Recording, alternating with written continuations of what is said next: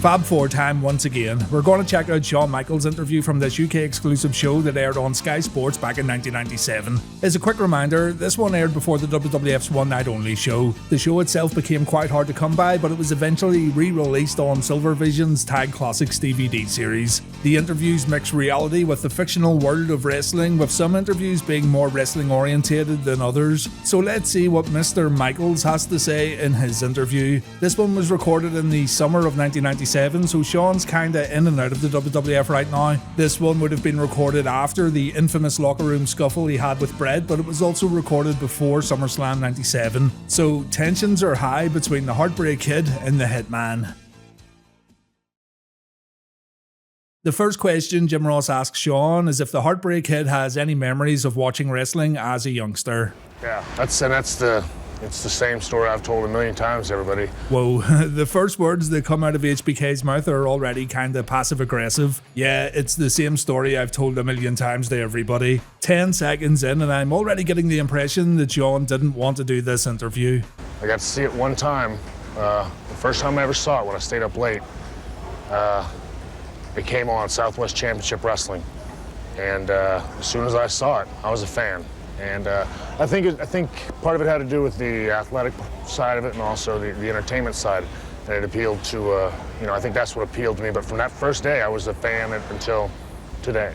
Tell me about your relationship with the wrestling legend, Jose Lothario, who obviously had so much to do with you becoming who you are today. Well, Jose is also a resident of San Antonio, and he was the top Hispanic wrestler in the entire state of Texas, which at that time and really to this day is all that matters to people that live in Texas.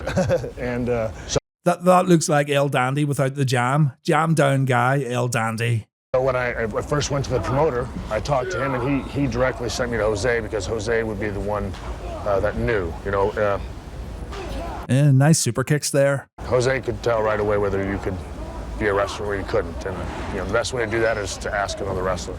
The first day you met with him, did you get in the ring at that time, or what was the process? Well, I went down to their office on Blanco Road and talked to the man. That's when he introduced me to Jose, and then we discussed the whole training and saying your prayers.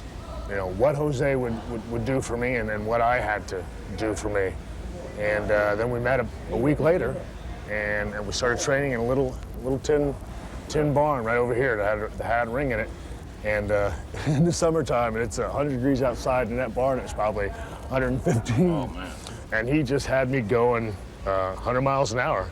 But within the first 2 weeks, he told me, he said, because I, like everybody, right away I wanted to do the moves. I wanted to be a wrestler. And man, that rope climbing looks like hard work, not gonna lie. A great skill to have, though. You never know when you might need to climb a rope. That's not how the training goes. You first have to be in condition to be a wrestler. And everybody knows, or people in this business know, that old timers, they make you earn it. So I don't want to imply that I knew it from the beginning, but I had an idea of what I was doing, and he noticed that, and from when I first started the wrestling moves, we moved along pretty rapidly, and 2 months I was, he felt I was ready to go. That's an amazing transformation where 60 days you're ready to rock and roll, so to speak. Yeah, that is quite impressive when you think about it. 2 months and you're already having your first match. Compared to today, that is incredibly fast. Michaels was not the talented performer we all know, though, right out of the gate. Old HBK definitely developed his style as the years went on, and this is even true into the 90s and during his Ruthless Aggression comeback. Do you think in the beginning he was testing you to see if you were going to hang? You're going to stick with it, conditioning-wise? Sure. I mean, there's because if you've been in this line of work, there's a mental toughness that you have to have, and which a lot of people know that I really don't have it. Ha ha ha. Yeah, HBK, old Jose didn't teach you how not to be a dick, it seems. I love HBK, but he was a prick during this time period. At least he was self-aware, though.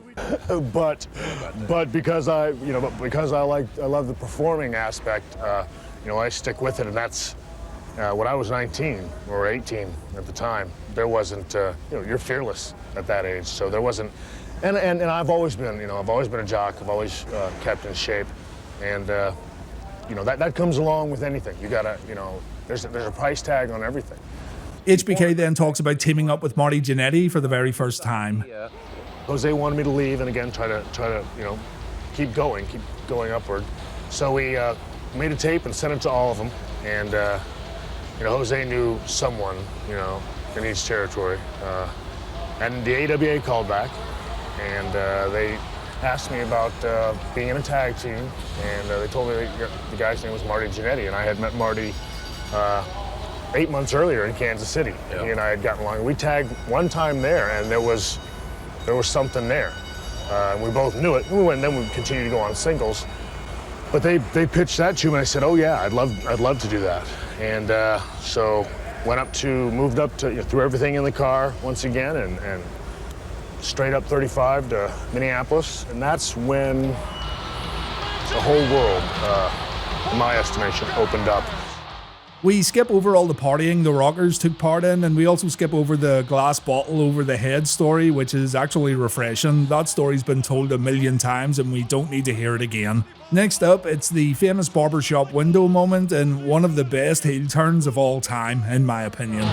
We had fun. We learned our craft. We applied ourselves. I think we were innovative for that time. I think we had a lot to do with changing the face of tag team wrestling. And we enjoyed doing it. We had a great time doing it. And then, just at the end, we still got along great. It's just... Yeah, I think Marty tells another story, and HBK also said otherwise in other interviews. Marty and Shawn's relationship had actually deteriorated as time went on, and it seemed like both guys couldn't stand the sight of each other because they were always together 24/7. I recommend checking out Marty's Dark Side of the Ring episode, but like all those programs, there's always a driving narrative with pretty much non-existent arguments or rebuttals. So just remember that when you watch. Tragedies in wrestling get views, guys. It's just the way it is.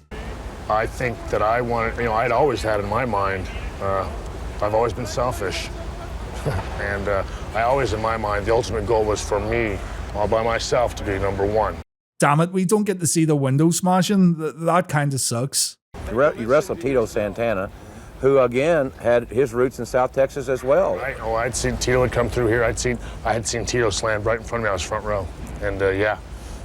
But and that was another, another level, another learning experience, because now a lot of people had patted me on the back and told me what I deserved. But then when it came time for me to get it, it's really tough. And it's tough when people know that, hey, this kid was watching me when he was 12, 13, 14, 15, and now I'm having to wrestle him. And again, and then... This is fascinating. Is Shawn saying that Tito Santana didn't want to wrestle him at WrestleMania 8? And I was just doing what I thought was right, really, at the time.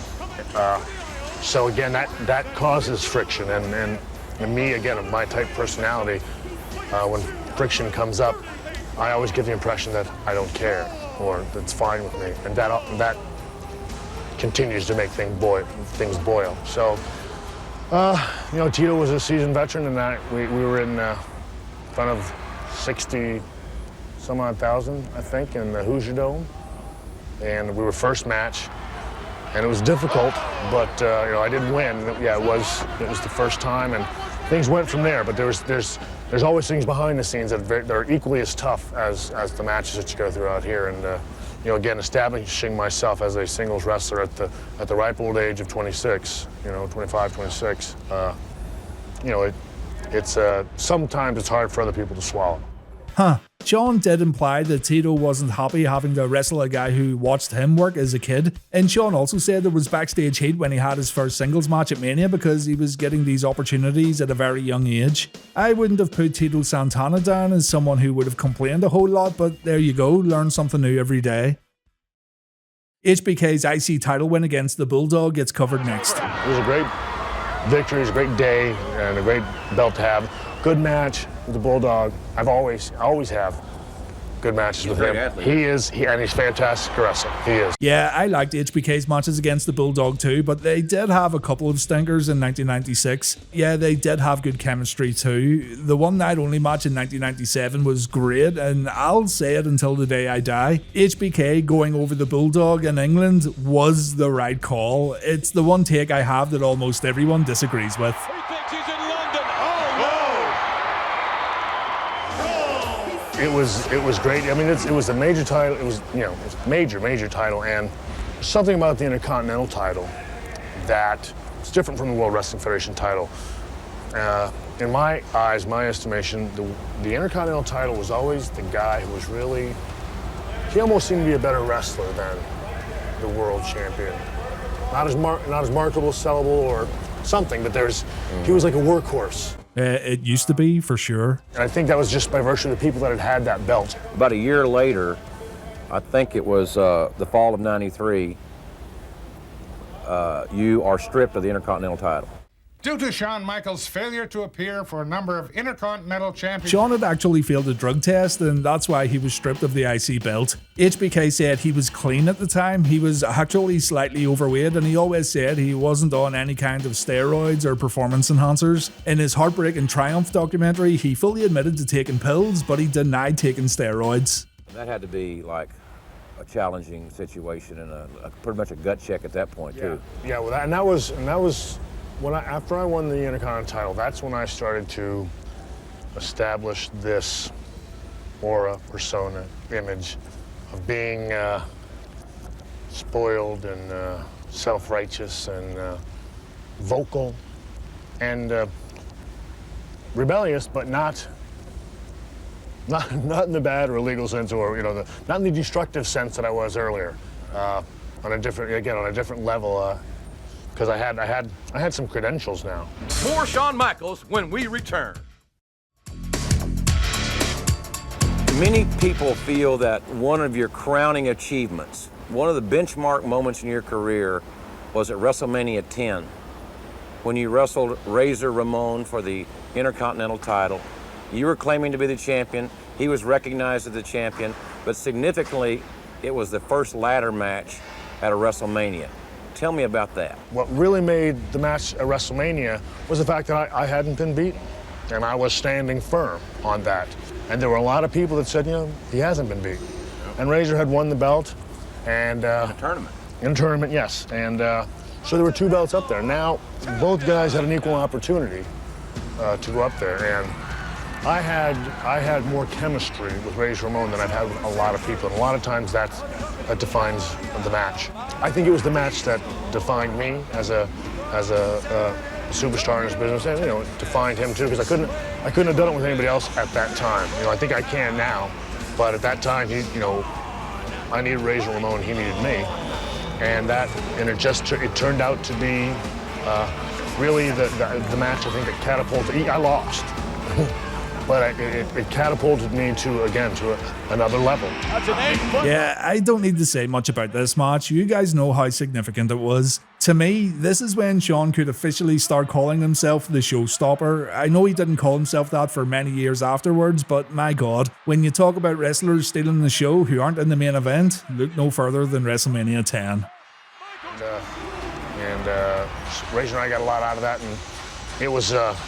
I think that was the match that I staked, me saying I'm a big deal in this business, whether anybody likes it or not. We moved to January '95, and you win the Royal Rumble, but which is a great accomplishment. There's no doubt about it. But what I saw as amazing was that you were the #1 guy in.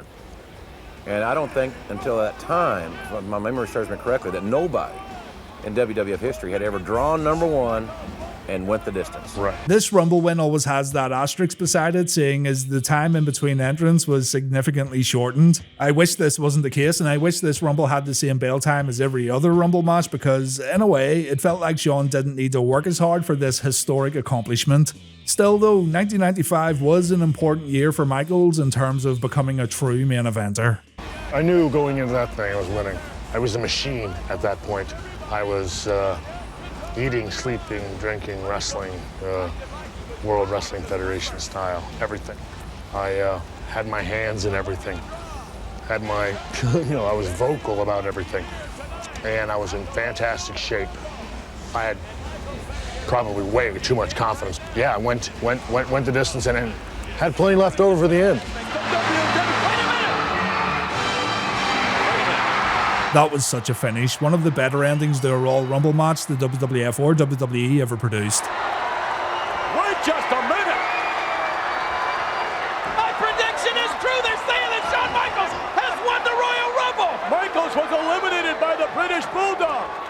We have to give the Bulldog a little credit because he drew number 2, and he damn near went the distance. Yes, he's getting it now, but Davey Boy Smith been good for a long time. And I've always had chemistry with him too. Every time he and I are in the ring together, we click because he's got amazing ability. And I think it's one thing that if I may, blow my own horn.